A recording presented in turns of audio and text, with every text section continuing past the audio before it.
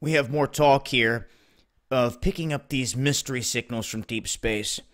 To me, there seems to be a theme they're pushing across the globe in terms of space. Space Force, spaceports, lakes on Mars, missions to the moon, and now they're saying they have picked up for the first time ever one of these fast radio bursts below 700 megahertz. They did so on July 25th. Was there more to it? There always is. But all we're being told, for anyone even paying attention, it seems like everyone else out here is off in La La Land. They are dropping breadcrumbs all around, signifying where this is going. And for those that missed it in all the other talks, there's a reason every planet in our solar system has a unique marking at 19.5 degrees. Neptune has it. We have it here on Earth. Mars has it. The great red spot on Jupiter. How come every Apollo mission they've landed at 19.5 degrees? How come China, when they just went to the moon, they landed at 19.5 degrees? Is anyone paying attention? You have to stop sometimes and look at the bigger picture. There's something going on, and they've just detected frequencies at a unique range that they've never detected before. And of course, they say that these come from an unknown source out there in the universe. This is all they're saying. And once again, it's just being thrown out there for anyone that has the eyes and the ears to pick up this information and to see that, okay, this is just another puzzle piece. It's starting to help us see this larger picture that's emerging of where they're taking this. It's more than just the talk of doing all this. There's something coming in the offing in terms of space, whether it be huge announcements one after another, or they just slowly start to ramp up the information that they're dumping on the masses. Now, to me, there is a superhighway out there of life, and you're looking at LASCO, C2 and C3. Do you see this? Anyone want to explain to me what all these objects are going right around our sun that seemingly is not affected by our sun? When any known comet, rock, ice, anything comes around our sun, anywhere close to our solar system, it is pulled toward it. This is a super highway right in front of your eyes of life. And for those that missed it, I showed it in a video in 2015 where I caught it in my own backyard, and you can too. And if you want to get past your neighbors and everyone else at work or people calling you crazy, well, that's a choice you're going to have to make. Until they step out in their backyard and they catch it themselves, and they find and they see what I just showed you here, this vast array of life around the sun can be seen from Earth. And I'll have a link below so you can check out the whole 25-minute video, but it's toward the end where the goods are. But I want you to see what a bird looks like. I want you to see what objects way out there look like in comparison. Notice the aircraft that you cannot see. All you can see is the trails. It's not even reflective. The aircraft, it's not all shiny, giving off some huge glow at all. You just mainly see the trail. And look at that. You can see the plumes. It's almost like a ghost aircraft. You can't even hardly make it out, and it's surely not reflective. And at 9:56, you can just barely start to make out a dark shape there that shows that, well, there's the plane, but it's not giving off a huge reflection. And you can see what it looks like in terms of distance, on how far out this is. This is what a butterfly looks like. And this over here is another bird way up in the sky, flying. And you can see it come into frame right there. It's not reflective, and that is a bird. Okay? And you can tell any of the closer bugs. See the butterfly that went by? You can see its proximity to everything. And yes, depending on where you're at, you will have different bugs and creatures in the atmosphere. And if you have any that are flying close to the camera, you're going to be able to tell. And you're going to be able to tell that they're bugs in the atmosphere. You're going to see this, you're going to know this, you're going to pick them up, and you're going to see that it's close in frame.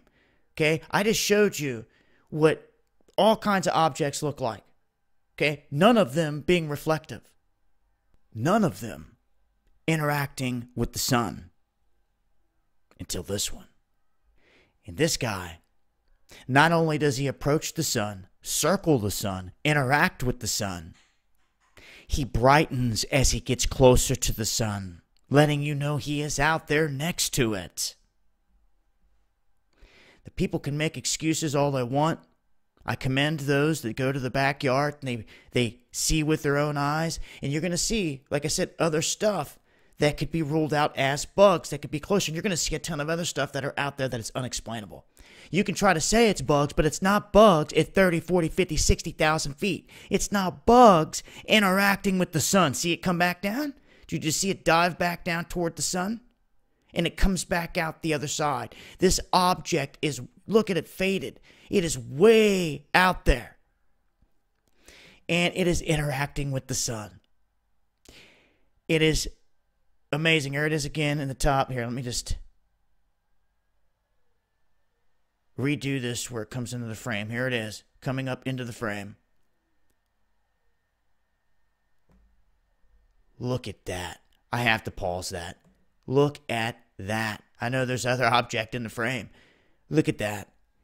It brightened as it got up next to the sun. This is one of the most amazing bits of footage I've ever captured. And this whole sequence shows you that it's interacting with the sun. It's centered around the sun, not around the end of this stick, as some people trying to make lame excuses are going to try to claim. As I've shown you everything else, there were no bugs around the stick at all, swarming it. That's the closest that anyone can try to come to explain to you and take away from all this. You see this? This is what you're seeing. A fraction of it. Yes, you are. And people can keep making excuses all they want because it's there. Atmosphere makes it hard to see.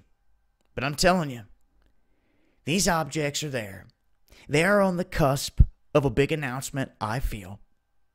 We've seen these same objects getting bucked at, like blasted at, on NASA footage that's out there. And they tried to say, oh, it was dust particles and jet engines kicked on, and none of it made any sense. It literally looked like they were shooting at objects.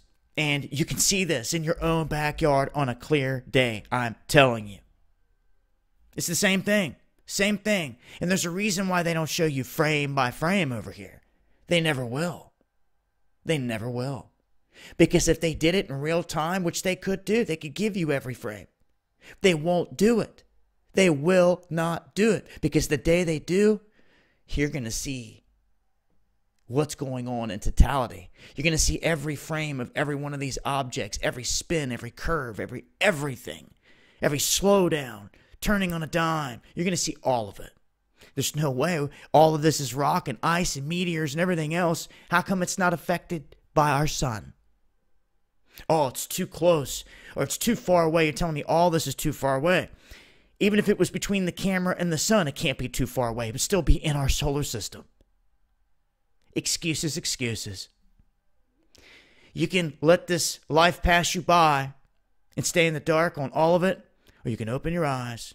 You can look to the skies, and you can see something is going on. So, to me, in the end, I'll sum it up like this. I feel that they are definitely priming the masses for something in the coming years.